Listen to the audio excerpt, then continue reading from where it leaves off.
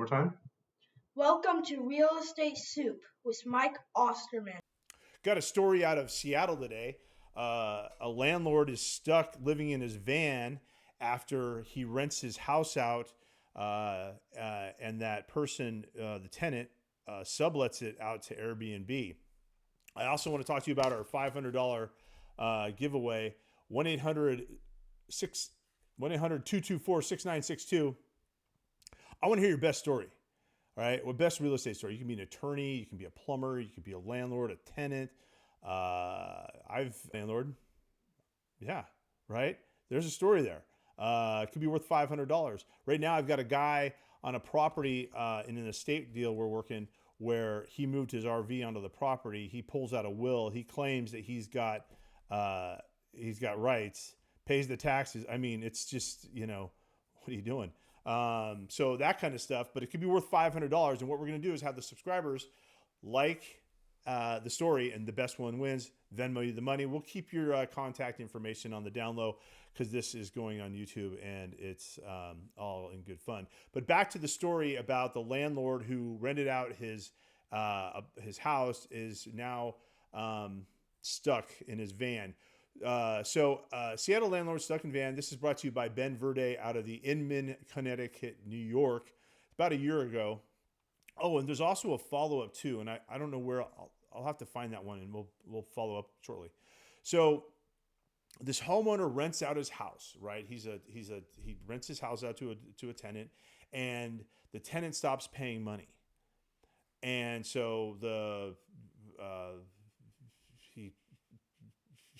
he stops paying the landlord money, but he starts renting out the unit for Airbnb. So he's making money, but he's not paying off his rent.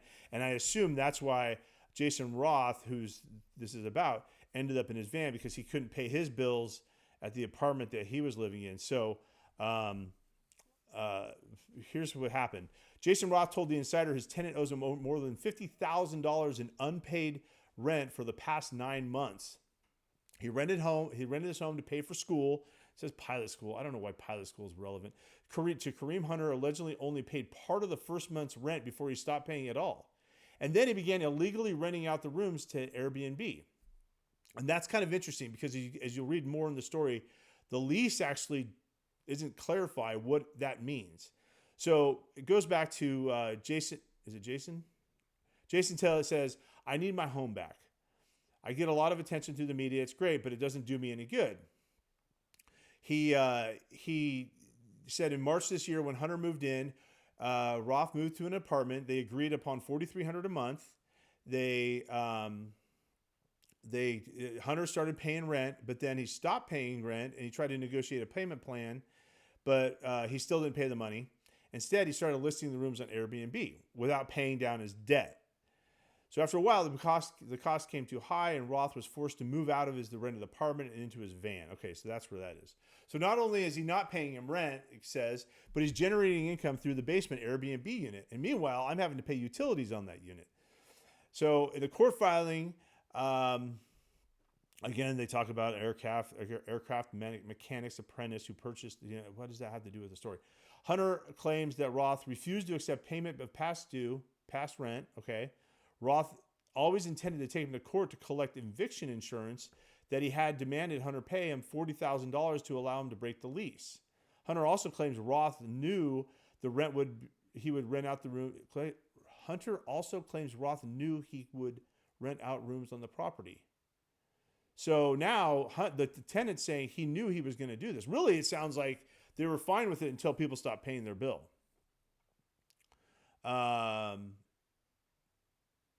Court documents show Hunter through Roth did an email, wanted to pay his outstanding rent. So they were trying to work it out, but it sounds like the tenant wasn't playing the game.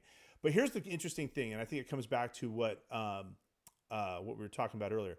A copy of Hunter's lease filed into the court shows subleasing the property through Airbnb or other short-term rental sites was allowed as long as Hunter didn't claim to be a representative or an employee of the property owner, according to the Insider. So now it's in court, and I do have a follow up. We're going to do that in a couple of days. But hey, I do want to go. I do want to go to the $500 giveaway for the best story that you're going to you're going to call us and tell us about. For kicks and giggles, we got a couple that came in. They don't really, they're not doing what we need to do. But I do know that Hey, Real Estate Soup, here's my message. Send me my $500 to 21360. Talk to you soon. Have fun. Have a good weekend. See ya. yeah. Sounds like he knows me. I don't know. Here's another one that came in. Oh my God. All right. So those clearly aren't what we're looking for. When you listen to the message, we need to know something about yourself. We got to have some contact information. Tell us your story, and there's some other information. But anyhow, 1-800-224-6269. Leave your story. Leave a comment about the landlord. I'll have a follow-up to that here shortly, and we'll talk to you later. Thank you for watching Real Estate Soup with Mike Osterman.